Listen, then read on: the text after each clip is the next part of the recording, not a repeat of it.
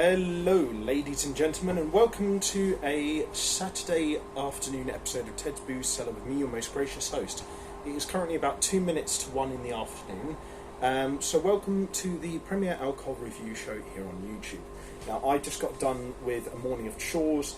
I'm going to spend most of the rest of the day chilling out. I have got a groceries delivery coming soon, which I'm going to obviously let in and enjoy my spoils with that. But I thought we'd review the other Berliner Pilsner that Phil got us for this Saturday episode, because I thought if I did another drink afterwards without doing this one first, it would sort of break the flow of the magic a little bit. And I promised Phil I'd review both of them anyway, so I figured I should do it now.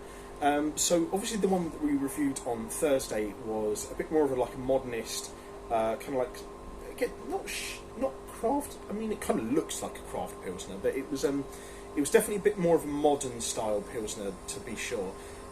This one here, this is by Berliner Kindl, who are a much more older traditional German brewery, and this particular pilsner is called Berliner Kindl Jubilaums Pilsner. I might be completely butchering that, but then again, I'm Anglo-Polish, not German, so yeah. Yeah, I really like the design of this can. This definitely looks like the design of what I'd expect from a German beer can to look like.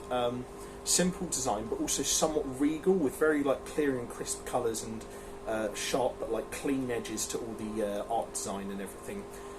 With a suitably German bit of cutesiness there, with the little sort of beer cherub in the German beer glass there as the logo. That's quite nice. And they were established way back, by the way, this brewery, in 1872. So they've been around the block and they know their stuff. But yeah, I really like the design of this can. This is slightly stronger than the one from Thursday, though. The one from Thursday was 5% alcohol volume. This is 5.1. It's half a litre. I don't know how much Big Phil got this for, but I think on beersofeurope.co.uk, it for a can of, for a bottle of one, for a half a litre bottle, it's I think £2.69, and then I think if you get a crate of 20 or more, I think it's £2.61 per bottle. I think it's out of stock on there at the moment though, so this must be pretty popular stuff. But yeah, no, I really like the look of this can. I'll give it a solid 9 out of 10. Very classically German, I think. But let's see, we'll have a quick snifter, see what our first impression's like. Oh, wow, that's much more distinctive nose than the one from Thursday. Oh my God, yeah. Yeah, that's much more what I'd expect for a German Pilsner. It's got that sort of very clean, crisp German Pilsner nose with a slight honeyish after smell. So that smells really nice, but it doesn't stay too much in the nostrils. So again, I'll give the nose a good 9 out of 10. There's just a little bit of extra pizzazz that's missing from it, but generally, really nice smell. It's definitely, it smells more like a meal beer than the one from Thursday, which I think felt and smelled more like a kind of a relaxation, kind of just chilling out kind of beer. But we'll see what it's actually like once we taste it. But as last time, an ode to Big Phil being from Southampton. Here's my Titanic brewery glass. Let's see. It's got a slightly lighter hue to it. I think it looks like it's got a tiny bit more fizz as well, so that's quite interesting. Yeah, the one from Thursday looks a little bit more auburn gold, whereas this, I think, looks a little bit lighter just in general. Nice. Not quite, I didn't get quite as good of a head on it this time though, so that's a bit of a disappointment. But yeah, it yeah, actually, yeah, I'd still say the nose is just about a 9 or an 8.5 in the glass. Weirdly enough, I think it actually smells slightly better in the can for some reason, but maybe that's just me. But anyway, before we see what this sucker tastes like, we'll have ourselves a quick palate cleanser of water. If you guys are wondering what the whirring is in the background, it's my washing machine, sorry.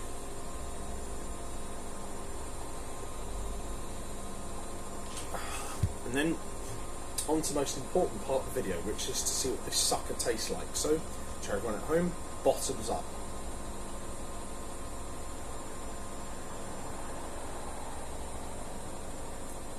Ooh. Ooh, nice.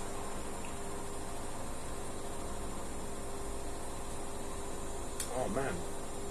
Again, I've said it before. I've never had like as much of an up and down experience with Pilsners on this show as I have, say, with like ciders or canned cocktails. I've never been like massively blown away by Pilsners. It's not like it's my least favourite kind of beer.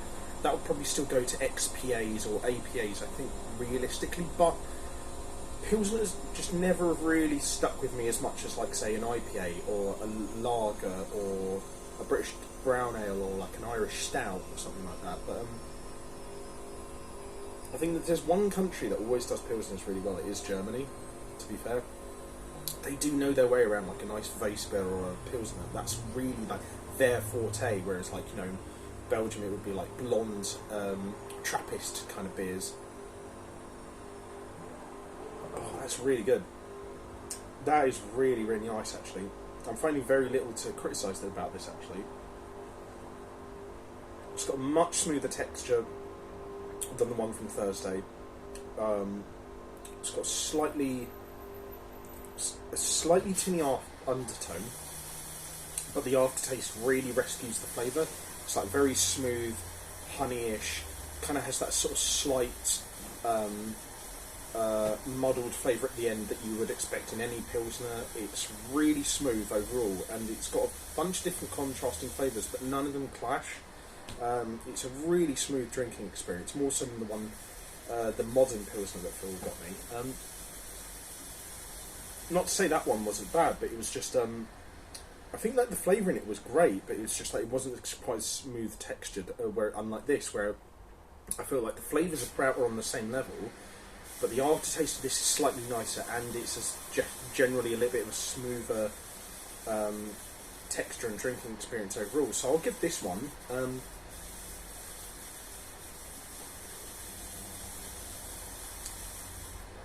I'll give it an 8.75 out of 10. It's definitely well within the realms of being an elite level beer. And it probably is the nicest Pilsner I've ever had. Like, this is really good stuff. But yeah, I think it is out of stock at the moment on beersofeurope.co.uk. There might be a few other websites where you can get this one. So definitely give it a shout, because I think this is by far and away the best Pilsner I've ever had. And I think German Pilsners and Weissbiers, by and large, are amongst the best types, like subcategories of like lager and beer that you can find in Europe. So yeah, definitely give this a shout. It definitely feels more, like I said, like a meal beer, like one you'd have with, like, you know, some like nice curried meat and mashed potatoes or something like that with some sauerkraut, or maybe like some pie and chips or something like that. But yeah, no, this is really nice. Or some pierogi dumplings with like sour cream. This would go really well with that, I think, like some chicken and spring onion ones. But yeah, no, definitely give this a shot. Really, really solid stuff. 8.75 out of 10. Thoroughly recommend. And again, to Phil, thank you very much, old friend. But if you guys like this video, always leave a like, share and subscribe. Comment down below if you have any suggestions for future episodes of Ted's Brew Cellar. Let me know if you have any ideas for how I can improve the show, or like if you want me to do any other kinds of videos as well. Check out my social medias in the video description down below, and if you like this video, leave a like, comment, share and subscribe, of course. But until next time, have fun, stay safe, whatever you're doing, don't do anything I wouldn't do, wash your hands, drink responsibly, know your limits, and I'll see you guys at the bar next time on Ted's Brew Cellar. Bye bye for now.